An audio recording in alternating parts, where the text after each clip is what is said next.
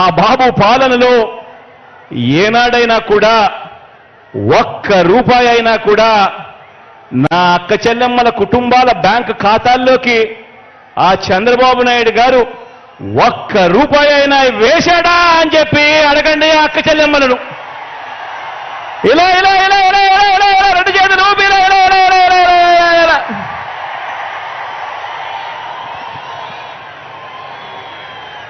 చంద్రబాబు నాయుడు 3 సార్లు ముఖ్యమంత్రి అయ్యారు చంద్రబాబు నాయుడు గారు. కానీ ఆ 3 సార్లు 1994లో కానీ 1999లో కానీ 2014లో కానీ చంద్రబాబు నాయుడు గారు టీడీపీ పార్టీ మేనిఫెస్టోలో ఇచ్చిన హామీలను చంద్రబాబు నాయుడు గారు ఏనాడైనా 10% కూడా అమలు చేశాడా అని చెప్పి ఆ ప్రతి ఇంట్లో ఉన్న అక్క చెల్లెమ్మలను అడగండి, అన్నదమ్ములను అడగండి, అవ్వ తాతలను అడగండి. రెండు చేతులు చూపిస్తే ఇలా ఇలా ఇలా ఇలా ఇలా ఇలా ఇలా ఇలా.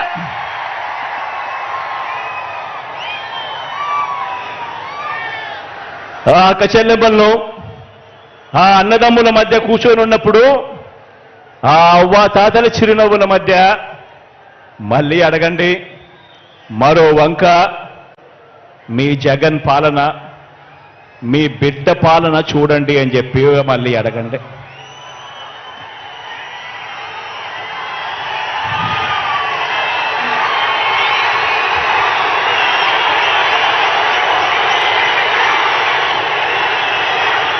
ఈ 57 నెలలు మీ బిడ్డ పాలనలో ఏం చేశాడో, మీ బిడ్డ ఏం చేశాడో కొన్ని అంశాలను నేను ప్రస్తావిస్తాను. ఈ తేడాను ప్రతి ఇంట్లోనూ కూడా మీరు వివరించండి. చంద్రబాబు నాయుడు గారి హయానికి మీ బిడ్డ హయాంలో జరుగుతా ఉన్న ఈ 57 నెలల పాలనకు ఏమి తేడాలున్నాయో ప్రతి ఇంట్లో కూడా వివరించండి.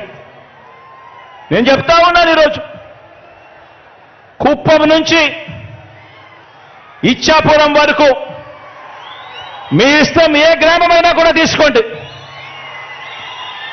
ఏ గ్రామాన్ని తీసుకున్నా కూడా, ఏ పట్టణాన్ని తీసుకున్నా కూడా ఆ గ్రామానికి వెళ్ళి ఆ గ్రామంలో 4 అడుగులు వేస్తే గతంలో లేనిది మన గ్రామంలోనే ఈరోజు ఆ గ్రామంలో ఉన్న ప్రతి అక్క చెల్లెమ్మకు, ప్రతి అన్నతమ్ముడికి కనిపించేది అదే గ్రామంలో ఒక విలేజ్ సెక్రటేరియట్, ఒక వార్డు సెక్రటేరియట్ కనిపిస్తుంది ప్రతి పట్టణంలోనూ.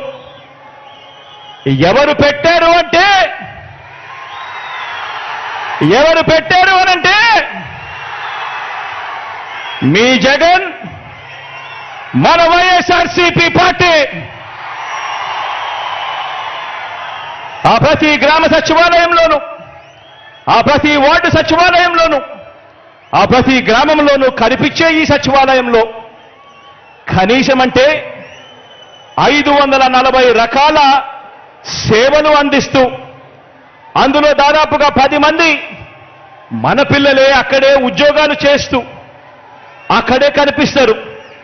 మరి ఈ వ్యవస్థ ఎవరు తీసుకొచ్చారు అనంటే మీ జగన్, మన వైఎస్ఆర్సీపీ. 1వ తేదీ ఉదయాన్నే మన ఇంటికే వచ్చి చిక్కటి చిరునవ్వులతో తలుపు తట్టి ప్రతి అవ్వాతాతకు ఒక మంచి మనవడిలా